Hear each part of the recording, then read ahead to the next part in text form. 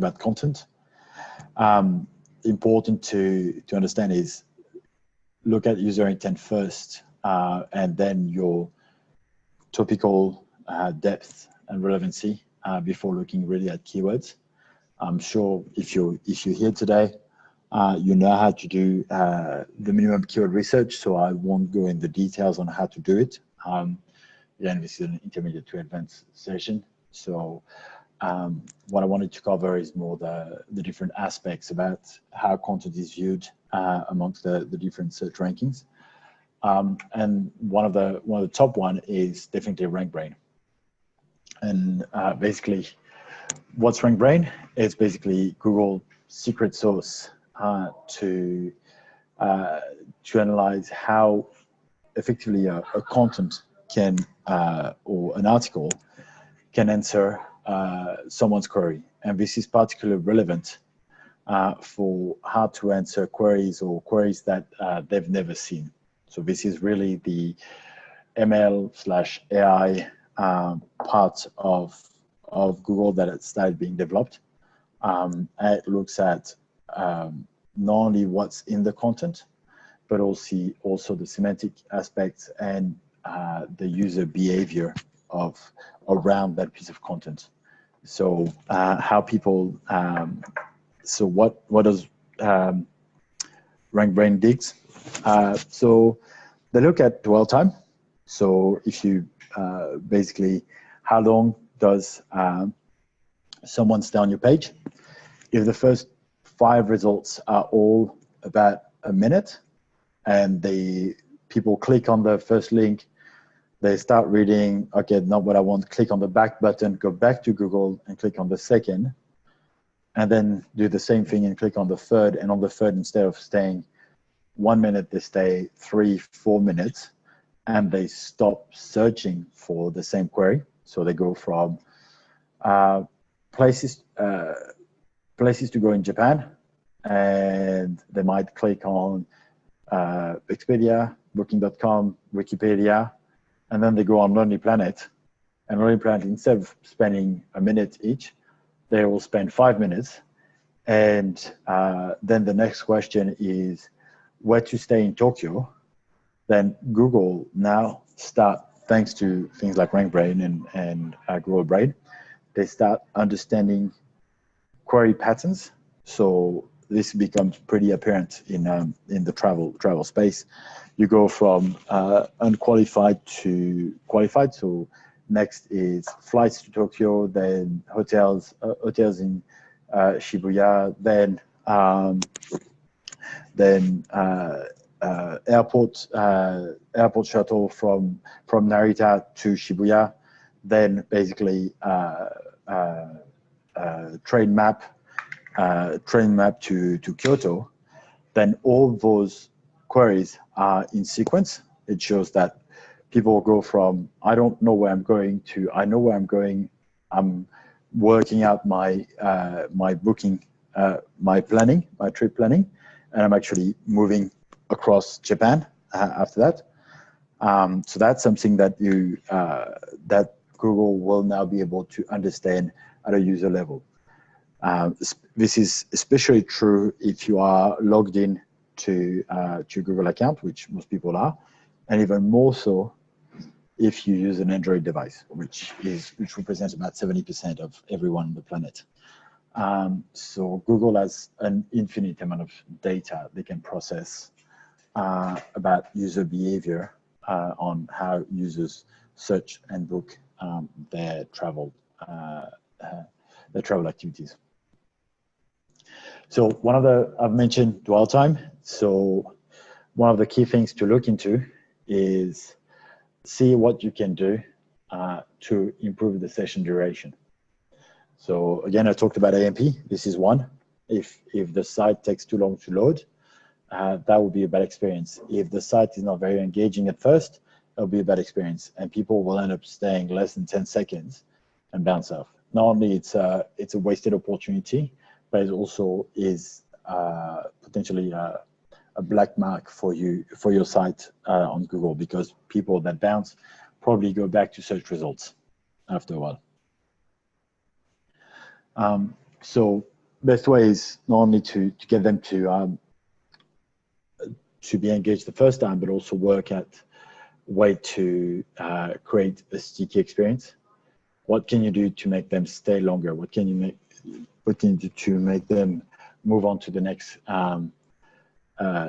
question? And often it comes down to understanding user intent for that particular page and what is the next page and the next page, and potentially capturing them. The more people come to your site, the more the personalization engine will kick in terms of showing your site higher when you come to the monetization part. One thing, when I talk about content and information to put on your site, I need to differentiate between two type of content. The one for relevance, which provides answers and queries. So that's really the one that will have the keywords, will be conversion oriented.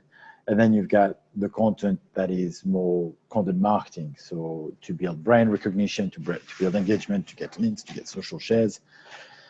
My recommendation is always to know what's the objective of one piece. And I absolutely hate when someone say to me, oh, it's for both. That means that I've done a bad job at explaining why it's important that a content piece has only one goal, because otherwise, if you say it has to do keyword, it has to do links, it has to do conversion, it has to do social shares, well, the reality is that there's not many type of content, not many pieces that will do that well. It will be more of a rare find and an oddity than with the norm. So next time you think about a content piece you want to create or an idea, think about how you're going to use it. What will be the final objective of that piece of content, so that you can look it in the content plan. And again, in terms of search problem, what are you trying to achieve? If it's for search visibility, user experience, drive qualified traffic and conversions, or if it's for link and signals, and brand recognition for social shares and impression coverage. What's interesting is I've mentioned before that Google is basically fast tracking the planning moment. One thing they haven't really worked at so well is the capture attention moment, which is the dreaming phase. And certainly we looked at it from a competition spend perspective. This is where most of the big brands are not spending the time, budget, and effort. The dreaming part may not be the most commercial, but if you can capture people at that time of the journey, you're more likely to be able to create a sticky experience with them. And if you have media budget associated with it, you can do retargeting for search ads, and all sorts of retargeting, relevant retargeting, without being stalky, with the audience that really engage with you, rather than trying to spray and pray. It's probably better that you take those hundreds or thousands that you've brought in on your site initially and follow them through, as you might get more value out of them, and ultimately you might get a booking for far cheaper because you've built the experience. In terms of content, I think you've heard it a million times, yet I still get people that ask me that question, that as a content piece. Can you do a top 10 beach to visit type content piece? I looked at it this morning. There is exact match, top 10 beaches to visit, 161,000 articles that matches that particular phrase. It's a little scary. I don't know. I'm actually curious to see how many actual top selected beaches there are in the world. Are they all repeating the same thing again and again and again? It'd be interesting to look into that, but that's for another time. So my recommendation is obviously provide something that is unique, valuable, whether it's an updated seasonality, whether it's a different angle. Friends that are more that are a lot into metal and hard rock, and they love to follow a certain set of bloggers that basically will have a travel blog around their strong musical interest. So that will cover everything from bars to go out, hotels to stay in, places to go to. So this is a really specific angle, and actually gets a lot of traction. Most metal guys are typically geeks, and they will have they'll be fairly engaged audience. Again, one thing that I tell my team and clients is, if you can answer, does the internet needs another page on the topic you want to create, then you've got your answer whether it's relevant. I also recommend looking at things like BuzzSumo, which gives you an idea of popularity and shareability of that particular topic if you're going for a content marketing / brand approach, as well as looking at when you Google that particular term, if someone has already created a content that is as good as you would have done, or if not better. That might answer the question. In terms of what content ranks, in-depth content tend to do far better than smaller one. Here it says approximately 2,000 words. I wouldn't necessarily use that as a standard metric. If you are still commissioning content by the number of words to your writer, please stop. This is something that probably I stopped, and Kirsty could validate.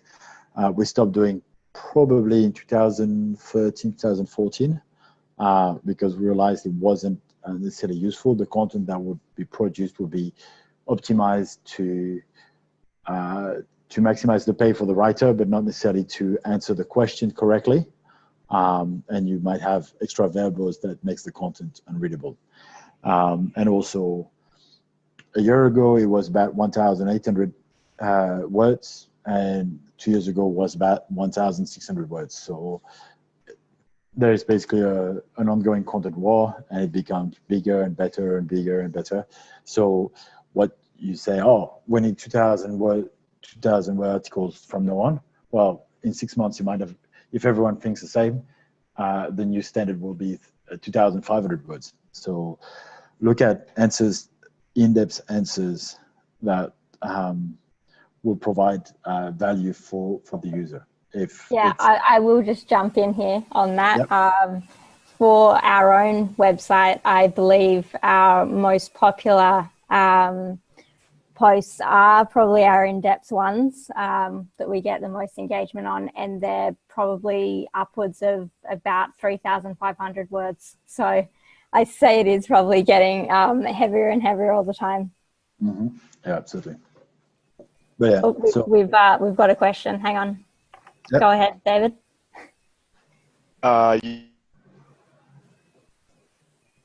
Depth content. You mentioned that one is you can break down content, one for reach and one for like sort of delivery in terms of trying to influence the reader. Would you put like severe depth into both types of content? Good question. It could go into both. So here's an example. So a conversion type content for us would be how to basically get GTM to show up your room availability for your hotel e-commerce platform. Okay. And that would be detailed things on what you need to do, what container, how do you have what tag you're using, JavaScript injections and all of that. So that would be very technical, very detailed. That won't get many shares. That won't get many links. But the people that's going to read it are going to be the people that we probably want to work with. Exactly. So within part of the process, there will be something around, hey, hello there, who are you and what do you want to do? Should get in touch. If you struggle, that's probably going to take, that takes for specialists about 10 hours to do. But if you don't know how to do GTM correctly, that might take you 50. We could do that. So whereas something that would get me a lot more visibility and traction is, for example, the regex guide for analytics. So how to use the different regex characters. I'm using that actually. Lunametric done a fantastic job at that already. But those are the kind of content piece that they're not going to necessarily convert people, but they're going to be interesting and they could be reference for others. So I'll be reaching out to other analytics data bloggers that talk about that. I will actually invite them or discuss, share with them what I'm creating, and in the hope that they use that as a reference piece. Or I can actually later on, if I go and present something, in another website. So if I guess right in whatever other industry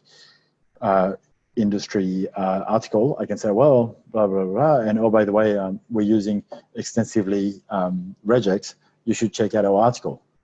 That's relevant for that. I get a link to that. That helps. Cool. All right, thank you. All right. Cool. So in terms of talking about depth of content, there is depth of content for one page, but also think about depth of content across the board, across your website. And what we're seeing is you've got the behemoth, the Skyscanner, the Expedia, the Booking.com, the TripAdvisor, so on and so forth, that are dominating the SERPs. But what we're seeing also is smaller, more targeted websites get some good visibility and ranking. And this is an example. I'm researching at the moment places to go in Japan. I'm finally taking some holidays. That doesn't involve crazy vehicles and things like that. For the moment, I may go sumo and samurai sword training, but for now, I'm just looking for ryokan. This inside Kyoto, which is really, really specific, on an old, as you can see, 2012, on an old article, is ranking above TripAdvisor, is ranking above Booking.com for something, because Google figured out those guys are the most relevant authority when it comes to telling me where to find a ryokan in Kyoto. So, and you can see that takes a big chunk of the SERPs, and they appear twice above the big guys. So was really looking into that. I say across the board, it's important because not only you get seen as an authority, also Google is now starting to take that into consideration. So with related keywords, you want to bring in keywords that are semantically connected, basically keywords that they will see as important in the context or understand the context. So the example from LSI Graph showing between Apple, Keynote, iPhone, App Store, Watch, and things like that versus apple pie, bananas, and fruits and recipes. The keywords associated with one and not the other will create a different sets and different environment. And having an article on Apple iPhones, the evolution of the App Store, the new Apple Watch, and the warranties and the common defects and things like that, this will create an authority around the Apple product. Like I'm a Mac. I'm a bit Mac-tarded. I don't have anything Mac, but I think it's Mac Rumors that is ranking very well, and sometimes ranking above Apple themselves, who have a lot of authority for anything Apple related, because they have desktop content, they have user engagements, they have and they have Rankbrain, which sees people going, okay, I've gone to Apple, I've gone to their service. Unless I go to the Genius Bar, I'm just going to find a forum that tells me what to do. So if you can create that, that would help. Other opportunities I've seen in creating, and this is more for the bloggers. I've noticed there were a few of you guys in the event. So one area you can look at is also do some in-depth reviews. Again, I'm searching for hotels in Tokyo, and someone mentioned that there was a Godzilla hotel. So first thing I do, I just jump on my keyboard and find that. Well, the first website is actually the hotel website. But what I found interesting is right after you've got the images, and the first two images are from that blogger, La Carmina, and she has by far the best post and the best thing on the Godzilla hotel compared to the TripAdvisor, compared to Expedia's and whatnot. Simply put, it's fairly straightforward. It's because online travel agencies, booking websites are transactional in nature. They look after the booking part. They assume that you've done enough research, or that the small amount of information they provide you in the booking path will be enough for you to book, but it doesn't account for unique properties. So partnering with unique hotels, tours that need more visibility is certainly something that can be a win-win. It gets them some traction. It gets them some extra bookings by creating a more authentic experience, or giving users a real view of what it's like in that particular hotel, that particular tour, but also for you, because you might be ranking well for terms like that. And as I mentioned, she's appearing high on images, and I think this is really important, especially because 1 in 5 searches are for an image. So again, from jump shots in May 2017, so starting to get a bit old. We have over 20% for Google Images, and YouTube is tiny. Maps, so on and so forth, is not that big. But that still represents a lot. So, and pics can really drive more traffic to your site. So I don't know if you guys have seen, but before you were able to just click directly on the image. Now that button is gone, and so you visit the page directly. So that image image user experience, that Google image user experience, is likely to drive you more visitors. I'm sure the question will come up about, can you track how much traffic you get from Google? Not in Google Analytics, but you can do that in Google Search Console. If you stick around, I'll show later. You go in Google Search Console, you go in search queries, and there's a drop down to look at results, web, app, and images. So you can see that. The good thing is also you get your image that's likely to be borrowed. So what you need to do a good job at image SEO. Let's take that example. So descriptive file name. So Godzilla Hotel Monster Statue, Great Circuit Tokyo 14, whatever. That's pretty clear. Godzilla Hotel Tokyo Japan for the alt tag. She didn't put any image description, but right below the relevant copy close to the image. Then you can stay at Godzilla Monster Theme Hotel. Again, not Godzilla Hotel, but she has some variations. Keyword rich page title. I stayed at Tokyo's Godzilla Hotel, Great Circuit Japan, and it's a review. SEO friendly URL. She has a classic 4:3 format and medium size dimension. So again, not crappy quality and not enormous. So anything that is under 500 pixels is probably going to be a bit too small. Anything that is over 2000 should be okay. However, I'd say stay in the middle, because you might end up with more trouble uploading the images and optimizing the images. And yet, I haven't seen descriptive anchor text, but it doesn't mean that she doesn't have any pointing to that particular image or that particular page. This is also quite important. If you make reference, if you link to many from many places to that particular image, you're likely to rank on that. Other elements, you can submit an image sitemap to Google.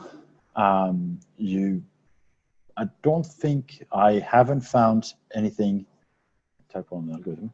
I haven't seen anything that says whether they use EXIF data or not. You can look into that. Watermarks do not matter. So Google Master says they don't look into it. Make sure, again, you have unique metadata. If you have specific pages for your images, like in WordPress, that's something you want to make sure that they are unique across the board. And the last one, that's the common standard. It's not gonna happen overnight. Try on a few elements, especially on reviews you know will be popular. You get shares, you get links, you get traffic, because those are the ones that'll be worth optimizing, because they have a number of social signals that look into it. In terms of the rest of the page, in terms of content, elements you want to look into: content relevance to the central area of your website. So if you are inside Kyoto and you talk about the ryokan in Kyoto, well, that's very relevant to that. If, however, you talk about ryokan in Kyoto and you're selling rocking chairs, that's a bit far.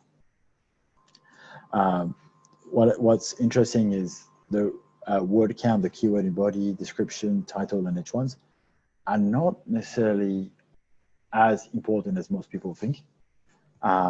They actually not necessarily positively correlate with with ranking. Again, a warning: correlation is not causation. It's not because you get the keyword in H1 that automatically you will rank less. We're seeing those two elements appearing. It doesn't mean that one causes the other. But my take is, do not obsess automatically having the keyword in H1 in title and description. It's recommended, but there is no evidence that right now modern SEO says there is not automatic evidence that it will have a direct impact on your ranking. I think it's good practice anyway to have that, because if you have title, and if you have a keyword in title and description, well, it will appear in bold when people search for that. So if you have Godzilla Hotel, when I type Godzilla Hotel and I see the results, I can see bolded in the description, I visited the Godzilla Hotel, view my review, check my review. That will pop up in the search results.